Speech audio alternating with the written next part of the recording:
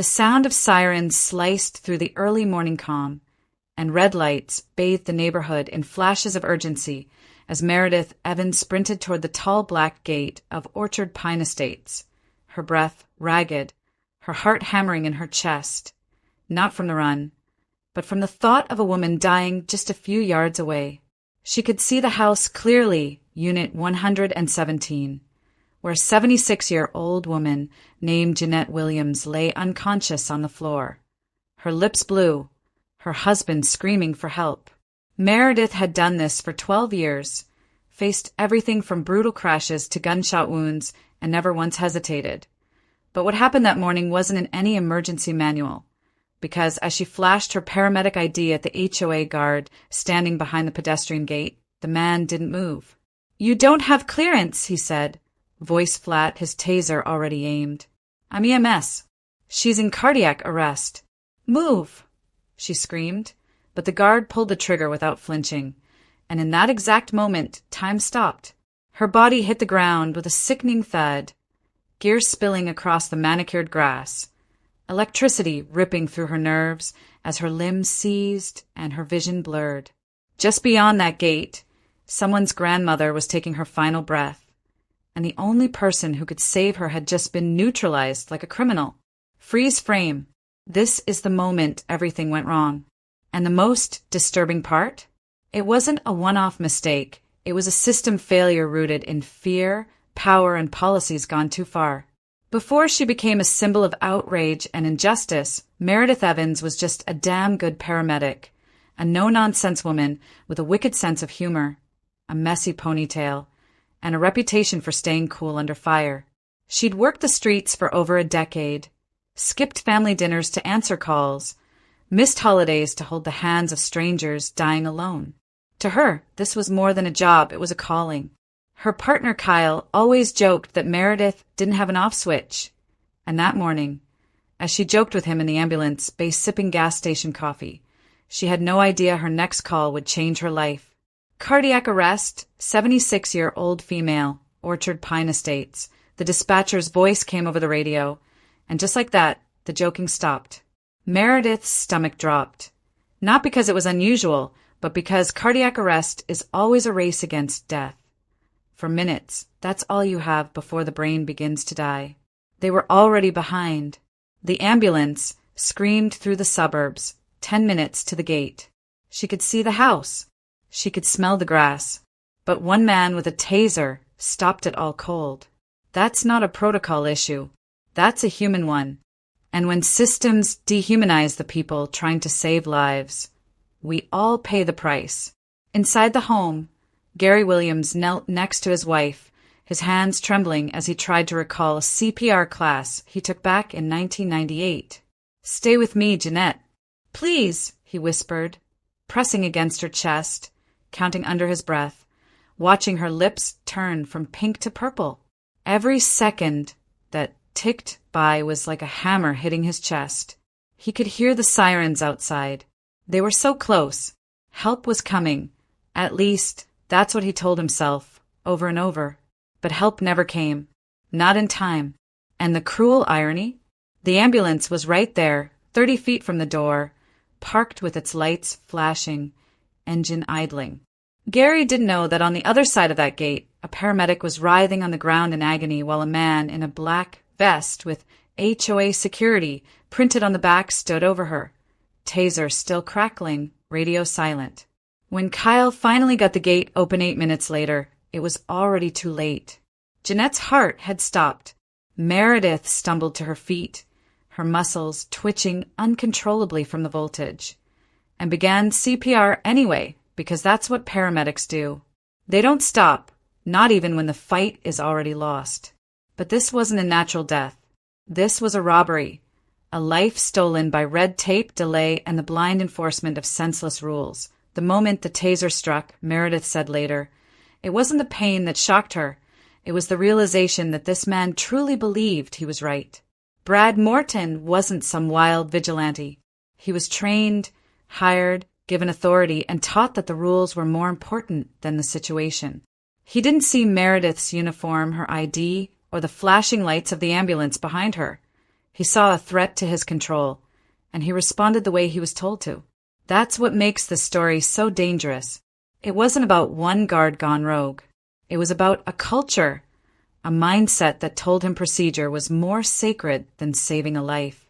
Meredith lay on the grass, shaking, unable to speak as Jeanette died inside her home.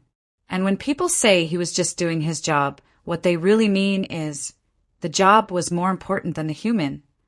Ask yourself, how many systems do we interact with daily that would rather let someone suffer than break a rule? What happens when authority forgets its purpose? In a true emergency, what matters more, policy or people? The HOA at Orchard Pine wasn't always like this.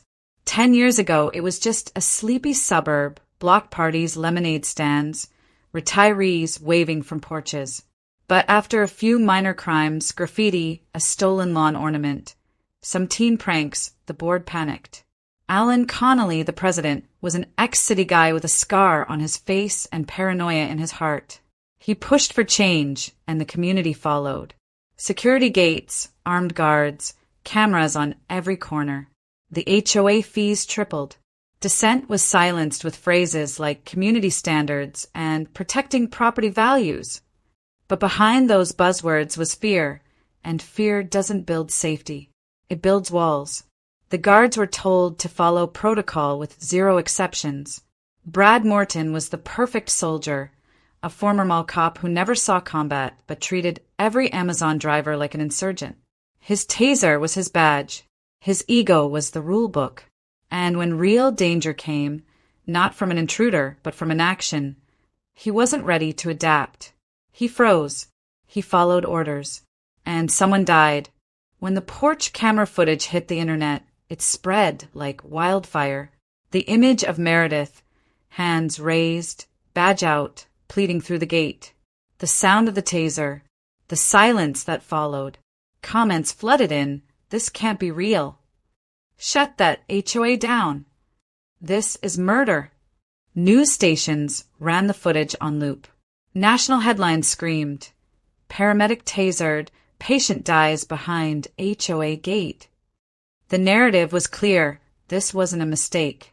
It was a system failure. And suddenly, quiet little Orchard Pine became ground zero for a debate that touched every gated community in America. What happens when rules override reason? What happens when emergency responders are treated like criminals? And how many more Jeanettes are out there, dying while someone waits for a code to clear? If you live in a gated community, ask your HOA right now, what happens when an ambulance arrives? Can they get in? Can they save you? If the answer isn't an instant yes, then you're already at risk. When the lawsuit hit, it hit hard. Gary Williams, broken but determined, filed a wrongful death suit not just against Brad Morton, but the entire HOA board.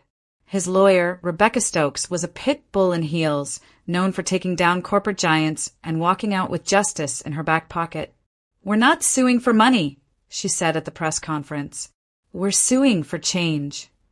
And the courtroom became a battlefield.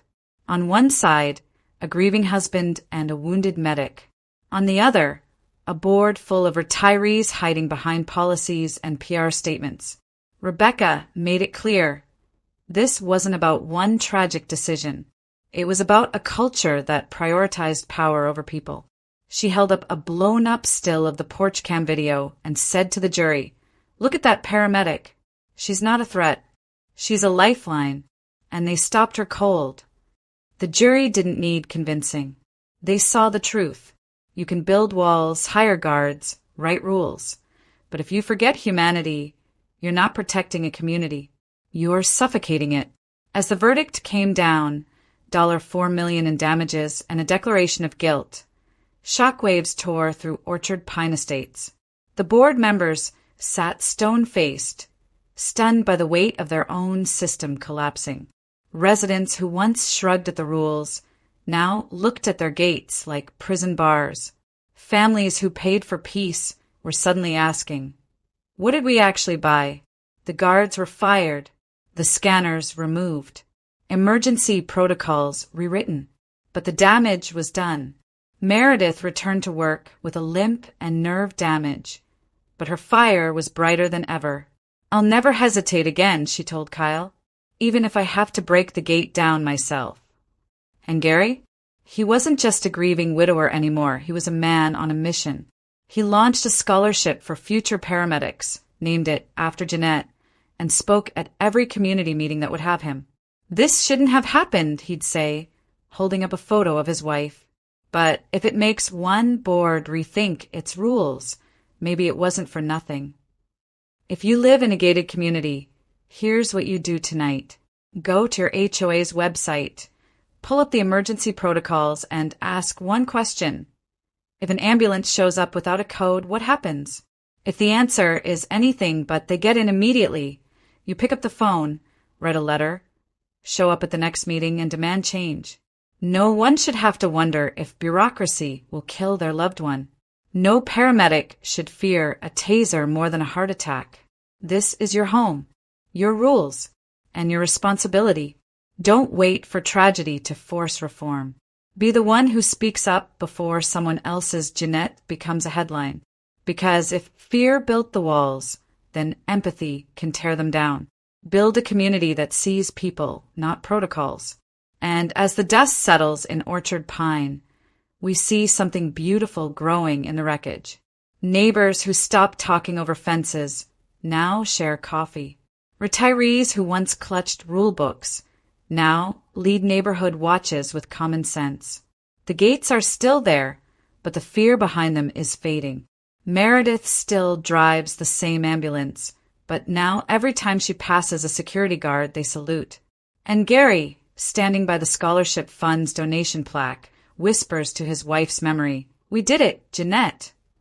Her legacy lives not just in bronze letters, but in every heartbeat saved by faster access, better policies, and people who chose compassion over control. This wasn't just a story. It was a warning, a wake-up call, a fire. And now it's your turn to carry that flame.